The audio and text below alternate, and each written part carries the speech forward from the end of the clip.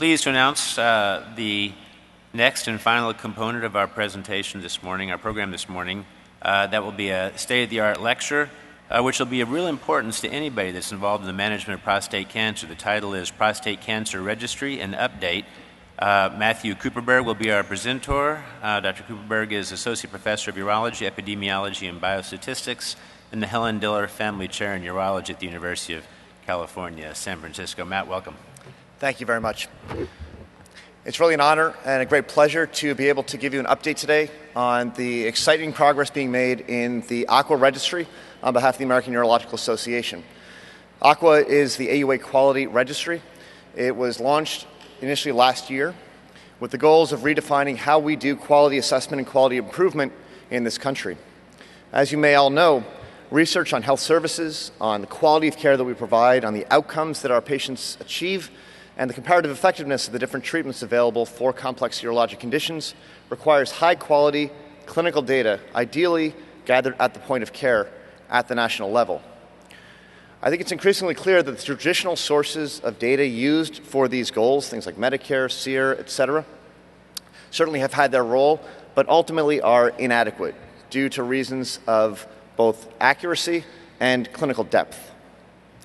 And complex conditions, prostate cancer and others, require truly clinical data, ideally collected prospectively at the point of care. Now, existing clinical registry efforts have had great success in the academic world in enlightening us with respect to quality of care, comparative effectiveness, and the like. The CAPTCHA registry has been in existence since 1995, predominantly as a research tool. The music registry in Michigan has really been redefining what quality care in urology looks like across that state by collecting data and by reporting that data back to the participating urologists in the state. And they've made great strides in quality of care through this collaborative effort. The problem is that these efforts are not scalable. Both CAPTCHA and music and other registries are based on manual data abstraction by physicians, by nurses, by data abstractors at the point of care. And these are very difficult to scale.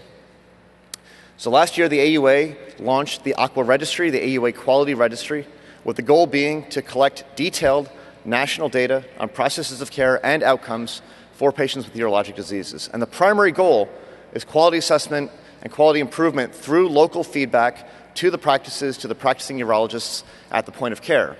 Secondarily, we expect that the collection of these data and the amassing of these data will allow us to really fuel the next generation of health services research, of clinical and outcomes research, and really redefine what we know about the quality of care we provide to our patients, and to inform policy efforts which are increasingly relevant to the specialty as it's besieged by a whole range of state-level and national changes in the healthcare delivery system.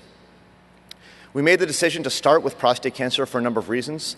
It's clearly a condition of high epidemiologic and public health importance. It was identified by the Institute of Medicine as a top quartile condition, high priority for comparative effectiveness research. And of course, it's always been a touchstone for controversy for the field of urology in this country. It's also a complex, challenging condition with very intensive data needs. And the assumption was that if we could make this work in prostate cancer, it will be relatively easy to expand out to other urologic conditions.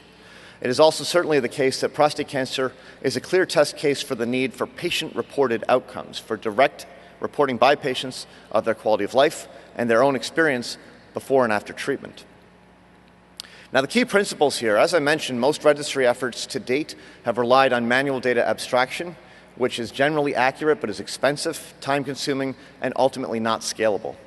So AUA has partnered with a company called FigMD, which has already had an excellent track record with other national specialties, cardiology and ophthalmology chief among them, to minimize the data entry burden. And the model is that data can be abstracted automatically from the back-end database system of any major electronic medical record system with zero ongoing effort required by the urologists, nurses, or other clinicians at the point of care, and frankly, minimal effort even by local IT staff. Now, this is an important point to stress that data are owned by the practices. They're managed by the AUA centrally, but data ownership and raw data will flow to the practices and will not be shared with any third party without consent, express consent by the practices or patients. Practice-level data will be shared back to the individual practices, benchmarked against the rest of the registry in aggregate. So practice will be able to see its own performance on quality metrics against the rest of the country. And eventually, as enough sites join the registry, against a region, the Northeast, the South. It will never be used to show outcomes for one site versus its neighbor, competitor, outcomes within a city, or anything like that. And again, no practice will see any other practice's individual data in any case. And again, we will be incorporating patient-reported outcomes using tools like the EPIC 26, the SHIM, the IPSS, which really have become the gold standard in terms of really defining what we know about the quality of life outcomes from a variety of prostate cancer treatments. Now, the quality metrics which are being developed through the registry have undergone rigorous vetting. There's a range of sources of inspiration for these metrics. Obviously, existing PQRS measures are of a high priority. We've gone to AUA guidelines to find candidate measures, the Choosing Wisely efforts, members of the data committee, and in the case of prostate cancer, a set of candidate measures published by UCLA and RAND back in 2003. These have gone through vigorous and iterative review by multiple content experts, including the various S&Q committees of the AUA. We're focusing on processes of care and clinical outcomes in the long term. These are, of course, the most important. We've backed up a little bit, though, in the initial phase and are focusing quite a bit on documentation quality, because if the information that we need is not contained in the medical record, we cannot use it to define high-quality care. And as I mentioned, we are incorporating patient-reported outcomes, and this will be rolling out this year. And it's also the case that we need to get multiple data elements out of the electronic medical records, even in order to be able to accurately define who the denominators are for these various metrics. Now, there's a number of critical anticipated benefits to participation for the urologists who join the registry. Chief among these is the fact that in January of next year, AQUA will apply for a QCDR certification. This is a Qualified Clinical Data Registry certification. Once we get this, and it is anticipated that we will get it on the first round application, so we should have the status by the middle of 2016, this means that any participating urologist will automatically get credit for PQRS and meaningful use requirements, which are becoming an increasing administrative burden and financial burden on practices. So there's a quite substantial direct financial benefit to participation. We also anticipate that down the road, participation will also help satisfy Part 4 MOC requirements. Discussions are ongoing through the Board of Urology with the ABMS. And AUA will have a Blue Ribbon certification program for early participating practices, a special logo that can be used on marketing materials locally, etc. Now, we have a clinical dashboard which is already available, and I'll show you some screenshots of that in a moment, which allow for both practice level and patient level tracking of quality performance, and will allow individual practices to do quality assessment and quality improvement efforts across the range of their practice sites. We're also developing a patient dashboard, which will help with patient decision support, with survivorship, will improve the overall satisfaction and experience with care across a number of domains. And we expect, just as it has in Michigan through music, that urologic care will improve in the United States simply through measuring data and exposing individual practices to their own practices, their own processes, and their own outcomes. And as I mentioned, as we collect these data at the national level, we will really be able to change the face of what health services and comparative effectiveness research look like in this country, and we'll no longer have to rely on billing data through Medicare and the like. So a progress update. The AQUA software has been fully installed at 19 practices. Thanks to 3 more sites which have joined at this meeting, we are now up to 22 more practices which are fully signed and are awaiting the installation of the AQUA software. And there's 11 more in final stages of regulatory approval at the local level. So of these 41 total, we have 10 academic sites, 31 community sites. There are 21 US states represented, including all regions of the country. And this is really without any particular efforts to force diversity or do outreach to specific regions. There's an excellent mix of small, medium, and large practices ranging from single practitioners, solo practitioners, to large LUGPA sites. And all told, there's over 450 urologists represented in the registry. This is just a map showing the distribution of the practices which have joined the effort so far, again showing excellent geographic diversity. Now I want to show you a preview of the dashboard. This is the website which will be accessible to practices which have joined. Practices will be able to see a range of quality metrics. To date, 6 of the measures are related to documentation quality. Is the Gleason score in the note? Is the stage documented in the note? And the final 2 metrics are the PQRS measures. So overuse of bone scan or use of bone scan for low-risk prostate cancer, and use of hormonal therapy together with external beam radiation for high-risk patients. So practice can see its performance against established benchmarks for each one of these metrics at the aggregate practice level. These performance outcomes can be trended over time, on a quarterly basis. And simply by one more click through the registry, this, for example, is the number of men here who failed the measure, who did not have the quality metric fulfilled. And just by clicking here, a practice can actually drill down. This is, of course, redacted because these are real data from the registry. Practice can see actually who all the patients were with their medical record numbers and can easily identify men to verify that the registry is correctly identifying the men, correctly pulling out the quality data.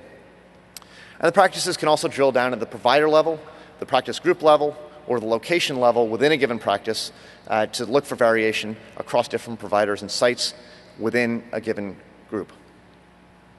AUA convened a large stakeholder forum in July of last year and got excellent input from a whole range of collaborative organizations, other physician groups, the government agencies, industry, patient advocates, payers, all of whom have provided excellent input into how the registry may evolve to serve multiple interests and objectives. And these proceedings are available for anybody that's interested on the AUA website at the site below. So the next steps. As of January of this year, we are live with the dashboard for sites that have gone through the registration process and have had a first round of data review. So sites can see their performance on a 12-month rolling basis. The patient-reported outcomes module, which will start collecting information about quality of life directly from the patients, will be live within a few months at the first site.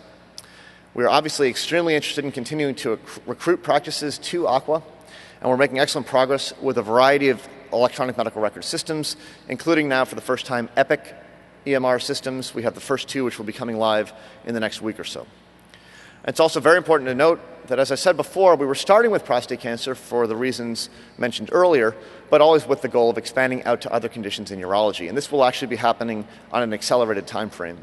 And at the AUA Data Committee meeting just on Friday, we've mapped out a path to identify candidate quality metrics across other conditions of relevance based on the AUA guidelines, and which we think will be easily derivable from structured data already in existence in most electronic medical record systems. I want to express deep gratitude to the AUA Board of Directors who have approved the project and its first 3-year pilot, and to the senior leadership, in particular Stephen Schlossberg and Gopal Badlani, who have been advocates for the registry effort from the beginning, the AUA Data Committee, in particular Dr. Clemens, who's the chair, and the staff, which has been growing rapidly under Raymond Fang's excellent direction and have worked tirelessly to really affect incredibly rapid progress in the registry. Compared to where we were last year, this is now a live, viable product which really has the potential to change the face of what we are doing in quality, patient safety, and data collection for the entire specialty. And in particular thank you to all the early adopter practices who have been working with us with extremely productive collaborations, coming on board, starting to see their data, giving us feedback on the ways that the registry will best serve their needs. And that is where I want to conclude, is that AQUA is your registry. It's all of our registry. Urology is a small profession, and the registry really needs to exist to serve the needs of all the membership. We are very much all in this together as we sail into the uncharted waters of healthcare reform, and having control of our own data derived from our patients at the point of care is the only way that we will maintain the ability to direct the control of those conversations in health policy as they go forward. So I want to thank you all very much for your attention. I encourage anybody who's not yet a member of the registry and is interested to stop by the booth right outside this hall to get more information, potentially to sign up. The website is here if you want to take a look after the meeting. And I thank you all very much for your attention.